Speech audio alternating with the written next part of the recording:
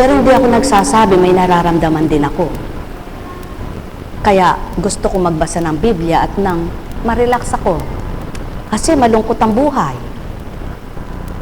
Wala kang apo, nag-iisa ka, tsaka asawa mo, na hindi mo kausap, linis ng linis.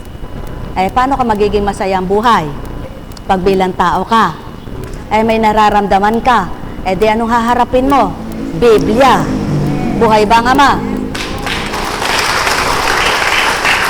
Hindi naman po siya pwedeng hindi maglinis dahil wala kaming kasama, kami lang dalawa. Eh di, sabi ko, sige ka ako, mamaya ako naman. Hindi na Eka, sige Eka, ano ba Eka ang gusto mo? Diyan mo ba Eka inumin yung gatas mo o bababa ka? Hindi, dito na. Sa loob-loob ko lang habang sinasagot ko yung asawa ko. Panginoon, nakakaya naman po sa asawa ko kung pinagsisilbihan na sa dating buhay.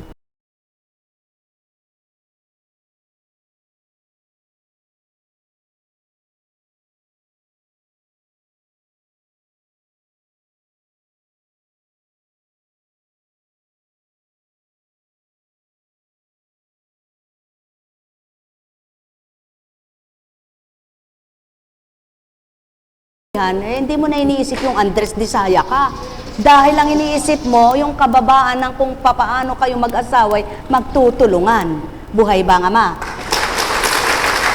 So malungkot ang buhay dahil wala kang apong makausap. Ayoko pong isipin ng mga anak ko.